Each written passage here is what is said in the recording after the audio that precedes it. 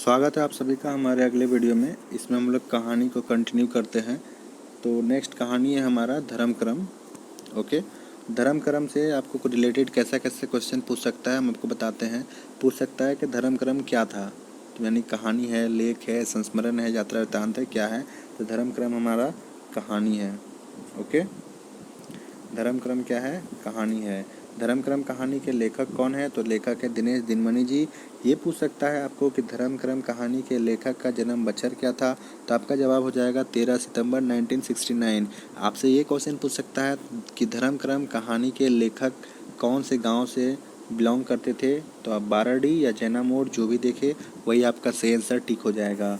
इसके बाद धर्म क्रम कहानी के लेखक के पिताजी का नाम से रिलेटेड क्वेश्चन आएगा, तो महेश्वर महतो हो जाएगा। और अगर अधिक ज़्यादा डीप में जाके पूछता है कि धर्म क्रम कहानी का मूल विषय क्या था, तो आपको इतना बड़ा तो क्वेश्चन नहीं होगा, फिर भी अगर डीप से जाना चाहे तो जा सकता है। और ये बहुत ज़्यादा डीप हो गया, ठीक है, कि धर्म क्रम कहानी का मूल विषय पूछ दिया, ठीक है। तो उसका भी आंसर हमारे पास है। धर्म क्रम कहानी का मूल विषय क्या है? मृत्यु पश्चात होने वाले श्राद्ध क्रम, भोज भंडारा, धर्म क्रम जैसे ढोंग का विरोध, ठीक है। इसके बाद और ज़्यादा डीप हो जाएगा तो क्या होगा? धर्म क्रम कहानी का पात्र कौन था इसमें से? तो अग्नू है या समर महतो है या गुजर महतो है, ये सब इम्पोर्टेंट पात्र हैं, जिसमें से अग्नू के पिताजी थे समर महतो और समर महतो के पिताजी थे गुजर महतो। और इस कहानी में दोनों के, समर महतो का और गुजर महतो का, डेथ का आपको वर्णन मिला है, तो उतना अंदर से नहीं पूछेगा। सबसे ज़्यादा क्वेश्चन पूछ सकता है धर्म क्रम कहानी के लेखक का नाम, धर्म क्रम कहानी के लेखक का जन्म बच्छर, धर्म क्रम कहानी के लेखक का गांव से कौन सा बिलोंग करते थे वो, उनके पिताजी का नाम, ठीक है। और हाँ, इसके साथ साथ आपको हम ये भी बताते चले इस वीडियो में कि जितने भी हमारे लेखक हैं या कवि हैं, उनसे रिलेटेड जो भी क्वेश्चन इम्पोर्टेंट है, जो भी बनना चाहिए, उसको लेके के एक हम सेपरेट वीडियो बना देंगे, ताकि कोई भी क्वेश्चन आपका छूटे नहीं। और इस वीडियो में हम इसको इस प्रकार से इसलिए पढ़ा रहे हैं ताकि अगर आपको क्वेश्चन कहानी से पूछें कि सोन माटिक टान कहानी का लेखक कौन थे, तो आप B.A. नौहदार टिक कर पाएँ। आप B.A. नौहदार से रिलेटेड सारा क्वेश्चन तो जान जाइएगा, लेकिन सोन माटिक टान B.A. नौहदार ही लिखे हैं या कोई और लिखे हैं ये नहीं जान पाइएगा अगर आप इसको स्पेशली पढ़े नहीं तो, ठीक है। और ये बुक से रिलेटेड है, इस बुक में इसका जिक्र है, तो इसलिए आपको पढ़ना ही होगा। इसके बाद आप नॉर्मली जान सकते हैं कि B.A. नौहदार का जन्म चेटर गांव था, रिलेटेड रामगढ़ था, उनका जन्म बछर 2 सितंबर 1952 था। लेकिन आपको अगर ऐसे क्वेश्चन पूछ देता है कि सोन माटिक टान के लेखक का जन्म स्थान से रिलेटेड चेटरगांव या रामगढ़, ये जानना जरूरी है। सोन माटिक टान से के लिखने वाले लेखक का जन्म बछर वो था 2 सितंबर 1952, ठीक है। अब सोन माटिक टान जो है ये किस तरह का कहानी है, तो ये सामाजिक आदर्शवादी है। और सोन माटिक टान का पात्र क्या है? पात्र का एक नाम तो रवि है। यहाँ टान का मतलब आप लोगों को पता होना चाहिए, टान का मतलब है आकर्षण, ठीक है, खिंचाव। अगला कहानी हमारा है चासा। तो चासा शब्द का सही मतलब क्या है? खेती बाड़ी। हम लोग यहाँ बोलचाल भाषा में भी यूज करते हैं। चासा शब्द का सॉरी मतलब है किसान। चासा शब्द का मतलब है किसान, और चास शब्द का मतलब है खेती बाड़ी, यानी जो चास करता है वो हो गया चासा, ठीक है। अब पूछ सकता है कहानी का आपका लेखक कौन है, तो बंसीलाल बंसी जी, इनको काव्य भूषण से सम्मानित किया गया था, ठीक है। तो ये पूछ सकता है बंसीलाल बंसी को कौन सा सम्मान इनमें से मिला था, तो आप काव्य भूषण से सम्मानित थे, इसका आंसर टिक कर सकते हैं। इसके बाद चासा कहानी के लेखक का कौन सा गांव स्थान रिलेटेड है, तो चौफान बोकारो। चासा कहानी के लेखक का जन्म तारीख पूछ दिया, तो 11 मार्च 1954। अगर बहुत अंदर पूछता है दोस्तों, बार बार बता रहे हैं, क्वेश्चन उतना अंदर से नहीं पूछेगा, लेकिन अगर बहुत अंदर से पूछता है तो ही पात्र मंगरू के बारे में आपको जानकारी होनी चाहिए। चासा कहानी का एक इम्पॉर्टेंट पात्र क्या है? मंगरू। कहानी उसी के इर्द गिर्द घूमती है। तो चलिए आगे बढ़ते हैं। अब हमारा 4 कहानी खत्म हो चुका है, अब लेख आता है। तो लेख है हमारा 3। एक है परपन सर्टिफिकेट, जिनके लेखक है अमर कुमार झा। इनसे रिलेटेड गांव है चंडीपुर गिरिडीह, इनका जन्म बछर है 1948। और परपन शब्द का मतलब क्या होता है? बेकार या नकली, ठीक है। अगला हमारा लेख आता है उड़ीस महात्म, जिसके लेखक है महेश गोलवार जी। उनका जन्म बछर था 1 जनवरी 1911, और उनका गांव था गोला प्रखंड, रामगढ़ जिला में। ठीक है। अब खोरठा एगो स्वतंत्र समृद्ध भाषा, इनके लेखक कौन है? शिवनाथ प्रामाणिक जी। गांव कौन सा रिलेटेड है? बाईदमारा। और जन्म बछर कौन सा है? 13 जनवरी 1949।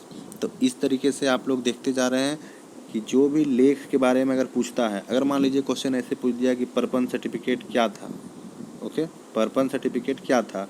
कहानी था, लेख था, संस्मरण था, यात्रा वृत्तांत था, तो आपका आंसर क्या होगा? लेख। उड़ीस मातम क्या था? लेख। खोरठा को स्वतंत्र समृद्ध भाषा क्या था? तो लेख। ठीक है, ऐसे भी क्वेश्चन बनता है, एग्जाम दे के आइएगा, इसके बाद वीडियो से मिलाइएगा तो आपको समझ में आएगा कि आप लोग को हम क्या बोल रहे हैं। अगला है आपको संस्मरण पढ़ना है। संस्मरण था उस किताब में जिक्र। तो पहला संस्मरण है बोरवा डाक अखय बोर।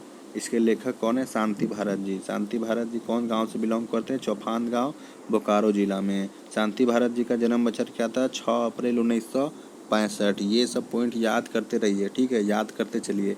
ऐसे इसको इस हिसाब से नहीं देखना है कि शांति भारत जी चौफान गांव से हैं, शांति भारत जी का 6 अप्रैल 1965 है। इसके साथ साथ आपको ऐसे भी देखना है कि बोरवा अड्डा अखय बोर के लेखक कौन से गांव से बिलोंग करते हैं? चौफान गांव, बोकारो से। बोरवा अड्डा अखय बोर के लेखक का जन्म बछर क्या था? वो था आपका 6 अप्रैल 1965।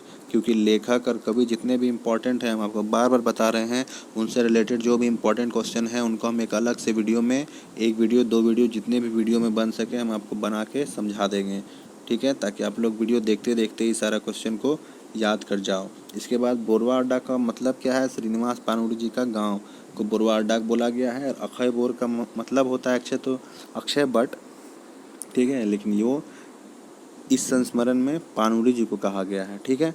और शांति भारत जी जो है वो श्रीनिवास पानुड़ी जी से मिलने गए थे और रूसुअल पुटूस किताब साथ में लेके गए थे। शांति भारत जी किससे मिलने गए थे? श्रीनिवास पानुड़ी जी से मिलने गए थे और उसी को विवरण किए हैं संस्मरण में, तो उसी से रिलेटेड ये है। और कौन सा बुक लेके गए हैं? तो रूसल पुटूस किताब साथ में लेके गए हैं, ठीक है। अगला संस्मरण हमारा है उड़ गेल फुलवा रहिल गेल बास, ठीक है। अगला संस्मरण क्या था हमारा? उड़ गेल फुलवा रही गेल बास। तो इसके लेखक कौन है? गोविंद महतो जी। इनको हम लोग जंगली के नाम से जानते हैं। और ये किन के बारे में है? ये संस्मरण राधा कृष्ण जी के ऊपर लिखा गया है। ये हिंदी कवि है, हमारे झारखंड से बिलोंग करते हैं, ठीक है। इसके बाद अगला संस्मरण क्या है? दार्जिलिंग और गंगटोक यात्रा। इसके लेखक कौन है? डॉक्टर चतुर्भुज साहू। इनका डॉक्टर चतुर्भुज साहू का जन्म बछर क्या था? 3 जनवरी 1950। कौन से गांव से बिलोंग करते थे? साकुल गांव से।